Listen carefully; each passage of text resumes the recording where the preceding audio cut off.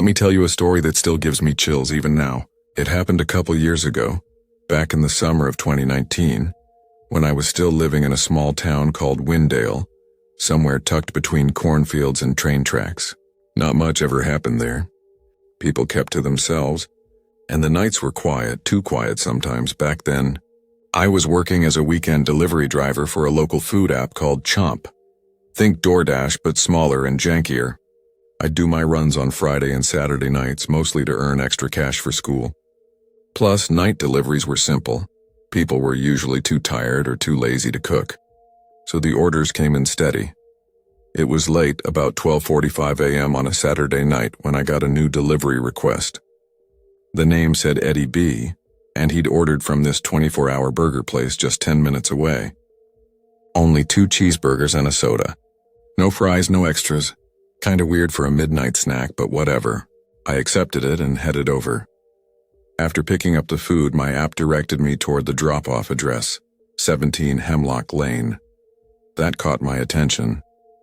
I didn't recognize the name, and I knew Windale pretty well, but the map showed it veering off a side road I hadn't explored before. The farther I drove, the fewer streetlights there were.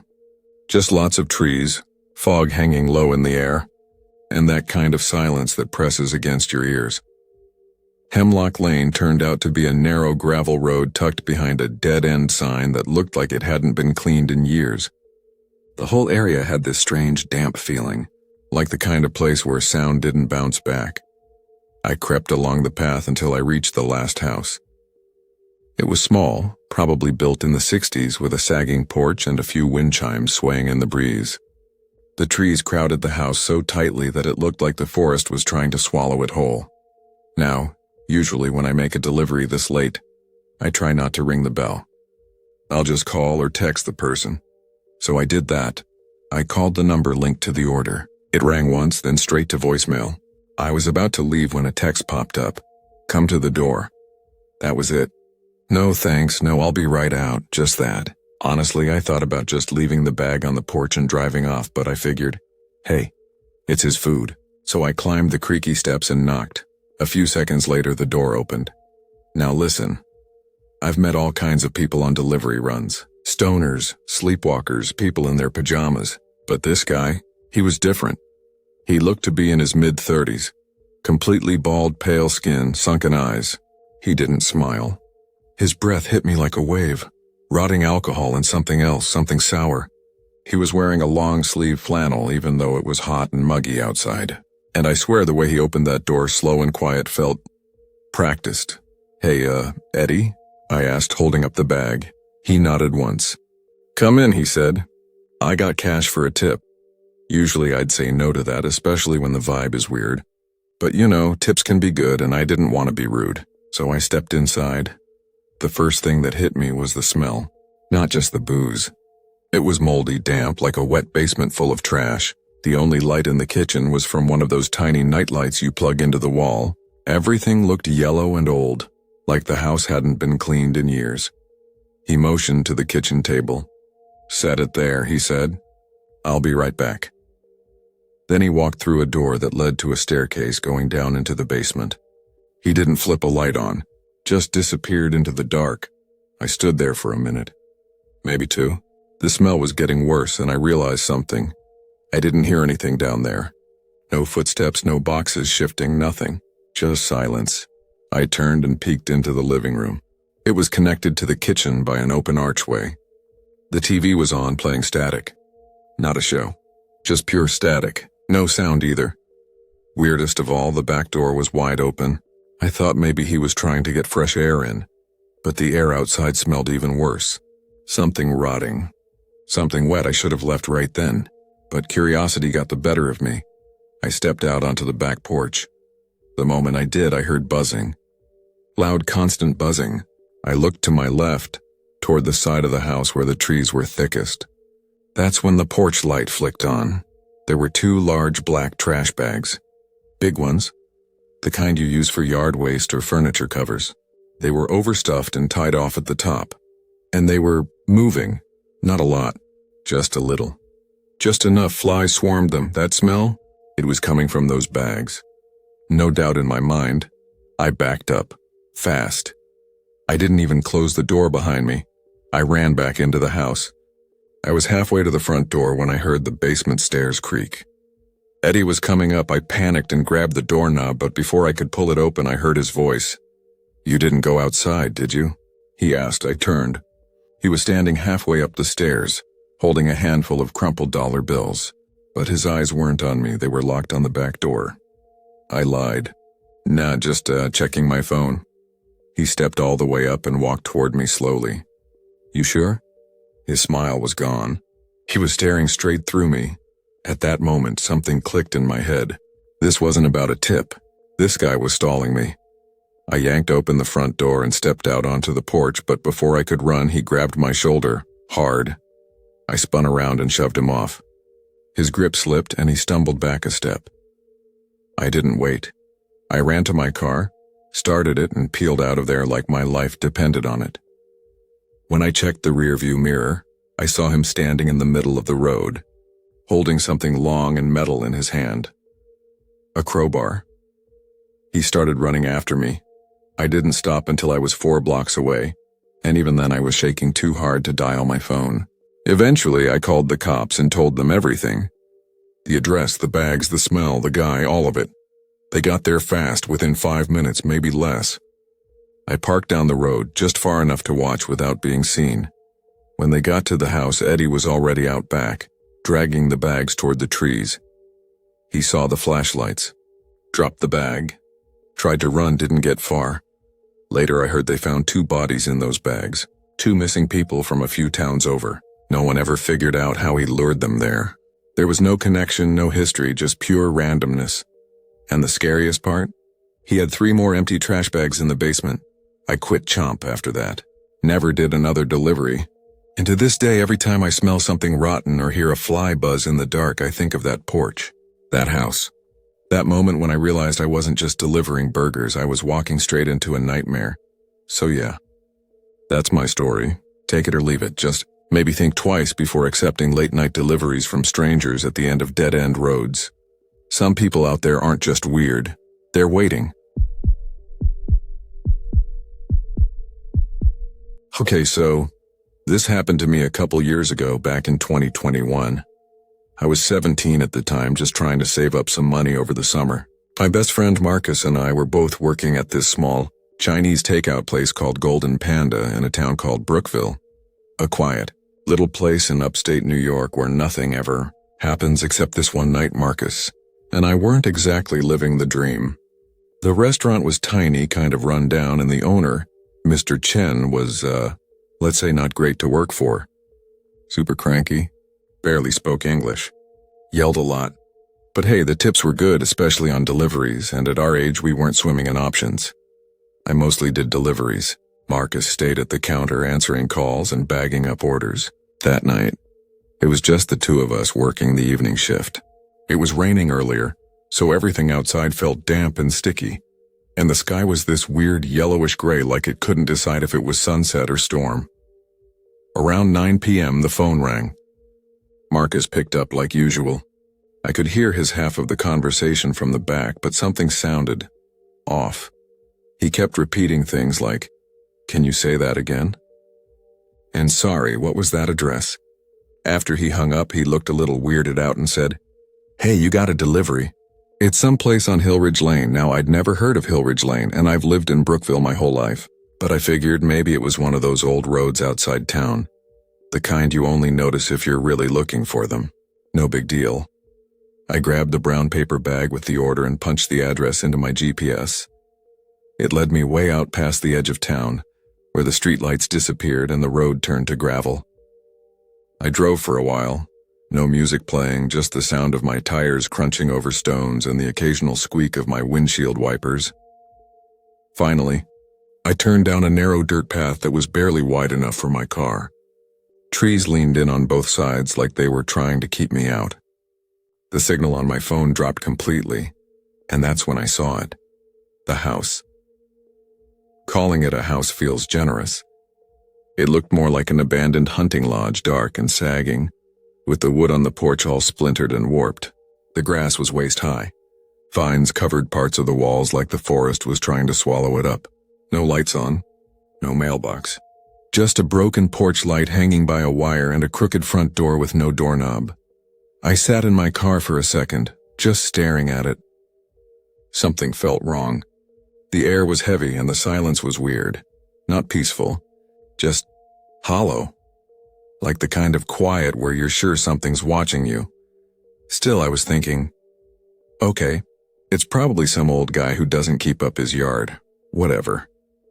I tried calling Marcus to double-check the address, but my phone was dead and no service at all.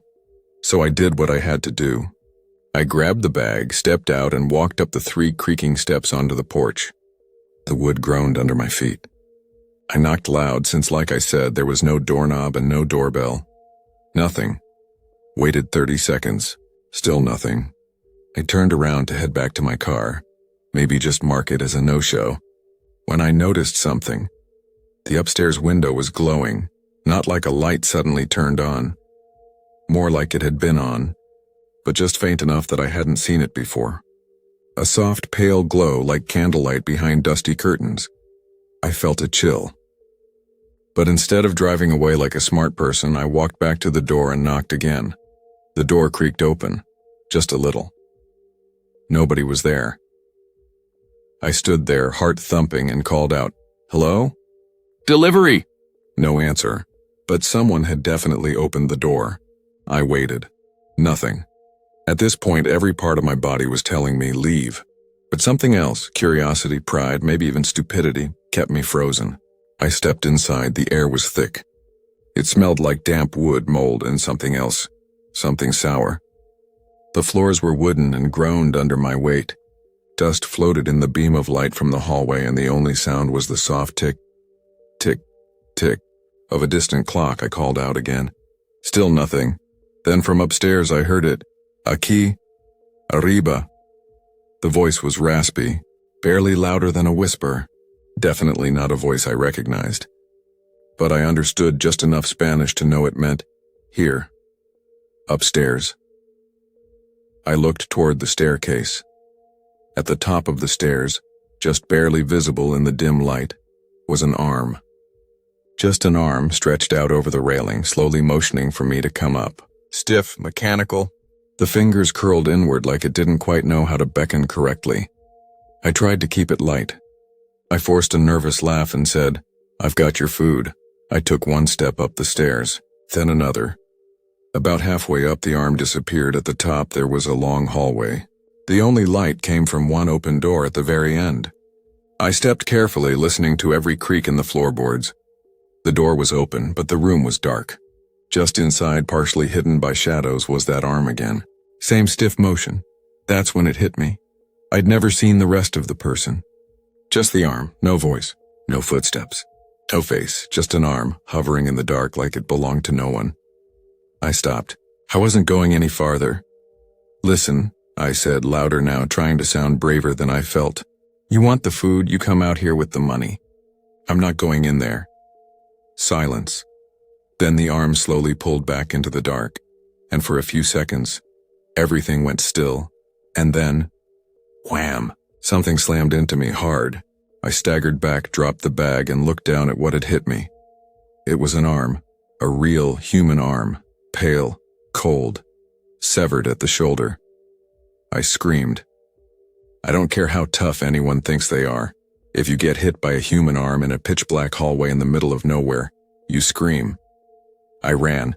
I didn't grab the food. I didn't look back. I bolted down the stairs, out the door, through the tall grass, and dove into my car. I peeled out of that driveway so fast I nearly hit a tree. I didn't stop until I reached a nearby house a mile or so down the road. I ran up and rang the doorbell like a madman.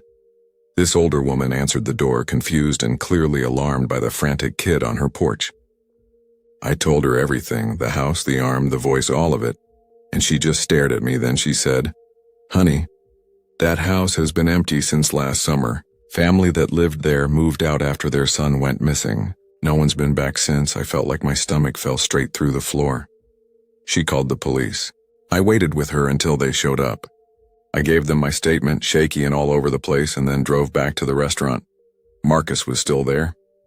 I told him what happened and he just kept saying, "Dude, are you serious?"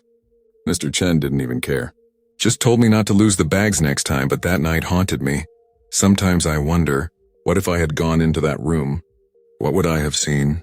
Was someone trying to lure me in? Or was something trapped in there trying to warn me? I never took another delivery on Hillridge Lane again. And if you ever find yourself out near the woods in Brookville, and you see a dirt road with no name, just keep driving, trust me. Back when I was 19, I worked part-time delivering pizzas for a place called Tony's Pizza Spot in the little nowhere town of Clearbrook, Pennsylvania. It wasn't the kind of job you bragged about, but it paid all right and kept me busy during my gap year. I was still trying to figure out what I wanted to do with my life, and delivering pies from 5 p.m. to 3 a.m. on weekends didn't seem so bad at first, but the hours, brutal. Tony, the owner, was this grumpy dude in his 50s who didn't believe in too much work. He figured that since I wasn't in school, I had no excuse not to work those awful late-night shifts, and I was too nice or too broke to argue. Most nights we had a tiny crew, usually 3 of us. One person stayed in the back tossing dough and burning their hands in the oven. One answered the phones and bagged up the orders.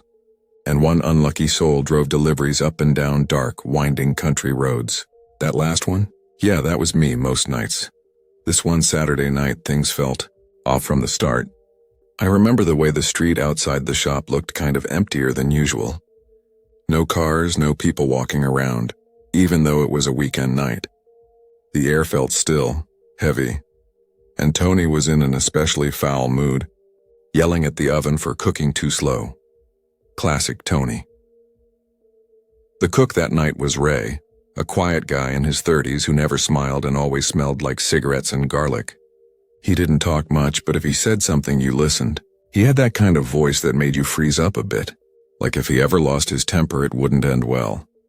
At around 2:30 a.m., Ray handed me 2 large pepperoni pizzas and told me I had one last delivery, 14 Maple Hollow Road. Sounded familiar, but I couldn't place it. Ray looked me in the eye and said, "Be quick." Something in his tone made me hesitate. I glanced at the ticket. No apartment number, no special instructions, just a weird little smiley face drawn next to the name Kyle. I loaded the pizzas into the back of my old 2003 Toyota Corolla and hit the road. The main road out of Clearbrook is long, narrow, and barely lit. Once you turn off it, you're basically driving into darkness. The houses out that way are few and far between, separated by long stretches of woods and narrow gravel roads. My GPS led me down one of those gravel paths, Maple Hollow Road. Only, there weren't any street signs and my signal kept cutting out. Just trees on either side of me, thick and shadowy like they were leaning in to listen. The road was bumpy, overgrown with weeds and potholes. I was crawling along, squinting through the windshield when suddenly, bang. My car jerked sideways with a sickening thud. The steering wheel pulled hard to the right and then came the unmistakable sound. Flop, flop, flop, flat tire. Seriously? I muttered, heart starting to race.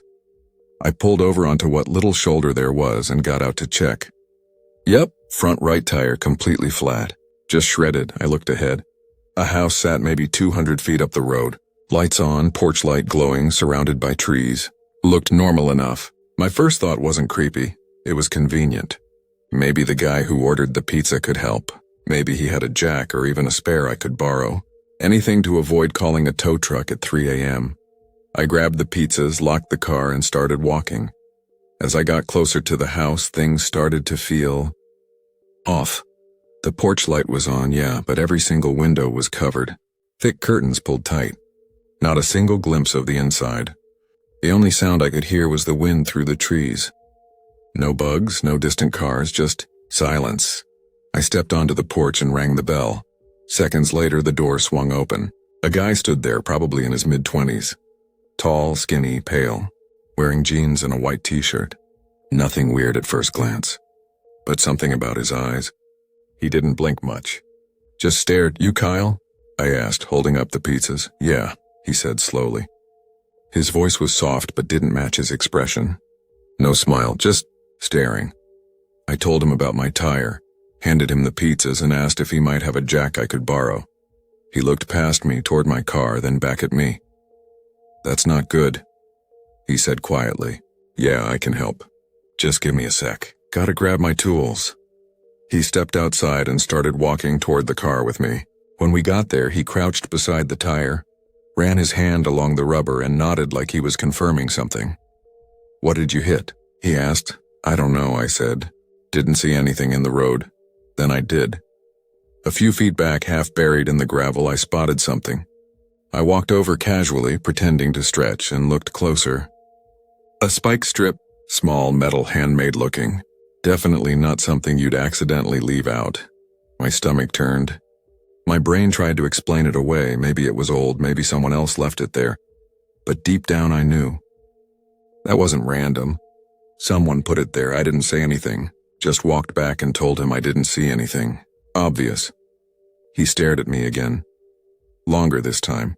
Then turned without a word and headed back toward the house. "I'll grab the tools," he called out, but I didn't wait. As soon as his back was turned, I sprinted back to my car, jumped in, and turned the key. The engine groaned before it caught. I reversed slowly, careful to dodge the spike strip this time.